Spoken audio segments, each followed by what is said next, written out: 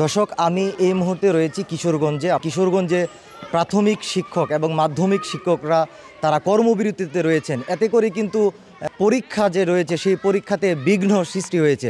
শিক্ষার্থীরা স্কুলে আসছেন এবং তারা ফিরে যাচ্ছেন। অনেক স্থানেই কিন্তু পরীক্ষা অনুষ্ঠিত হচ্ছে না। এই মুহূর্তে আমি এক স্কুলের সামনে রয়েছি, সেটি কিশোরগঞ্জের কটিয়াদী উপজেলায় চর ঝাঁকালিয়া মডেল সরকারি প্রাথমিক বিদ্যালয় মাঠে এই মুহূর্তে রয়েছি। আপনাদেরকে যদি একটু দেখায় যে আসলে স্কুলে শিক্ষার্থীরা যথারীতি উপস্থিত হয়েছে, কিন্তু এখানে কোনো ধরনের পরীক্ষা আসলে নেওয়া হচ্ছে না।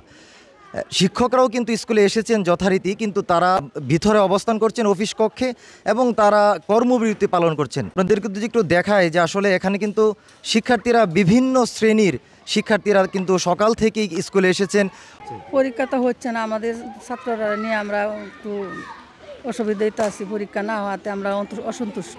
যে পরীক্ষা আমরা আসলে পরে এরা পরীক্ষা লইতো না, কি সমস্যা তা তো আমরা জানি না। প্রতিদিন আয়সা আমরা এখানে বসে বসে জায়গা ওরা কয় যে পরীক্ষা হবে না। আমরা আইসি তো বাচ্চারা পরীক্ষা রোববারে রয়েছে না, আবার আজকে আইসি, আজকে কথা পরীক্ষা রইতো না। তো আমরা সমস্যা, পরীক্ষা কিভাবে লইব তো চিন্তা ভাবনা নাই যে আমরা আছি। জীবনের সব আয়োজন এখানে একসাথে। আমরা একটু এই স্কুলের ভিতরটা দেখাতে চাই। আসলে শিক্ষকরা সেখানে কর্মবিরতি পালন করছেন। প্রায় সময় কিন্তু এই শিক্ষা ব্যবস্থায় বিভিন্ন দাবি নিয়ে কিন্তু এক ধরনের যে অচলাবস্থা সেটি সৃষ্টি হয়েছে। আমরা এই মুহূর্তে দেখতে পাচ্ছি যে শিক্ষক যারা রয়েছেন তারা কর্মবিরতি পালন করছেন। তারা বিভিন্ন দাবিতে তারা উপস্থিত হলেও কিন্তু ক্লাস নিচ্ছেন না।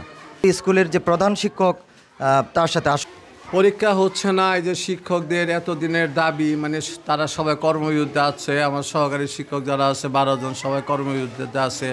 এখন এককভাবে আমি কিভাবে এই বিষয়টা চালিয়ে যাব, এই বিষয়টা আমার একটা প্রশ্নবোধক আর কি।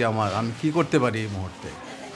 আমি এককভাবে কি পারি? আমার 300-400 ছাত্র স্টুডেন্ট, এদের পরীক্ষা চালানো প্লাস এদের খাতা, আমার সহকারীরা তখন বলবে যে আমি খাতা দেখবো না। খাতা দেখতে হবে, তাদের মন মানসিকতার উপর নির্ভর করতে হয়।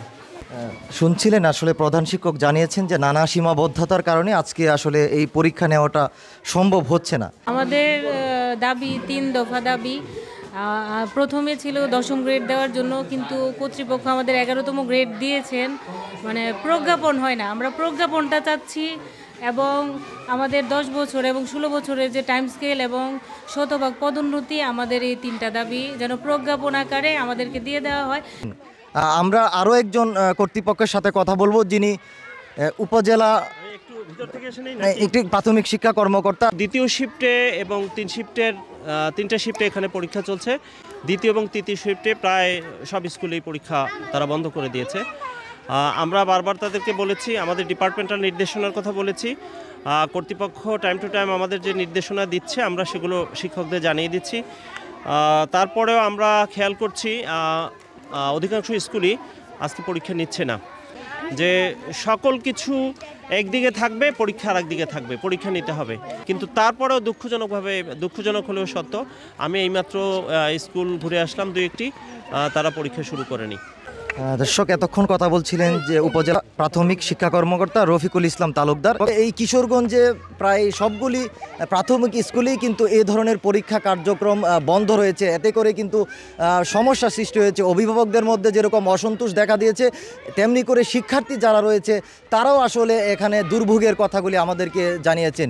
এই ছিল আসলে কিশোরগঞ্জে যে প্রাথমিক শিক্ষক, মাধ্যমিক শিক্ষক সহ তাদের যে কর্মবিরতি, এবং সেই কর্মবিরতিতে যে শিক্ষা এবং পরীক্ষার যে অচল অবস্থা, সেই অচল অবস্থার সর্বশেষ তথ্য।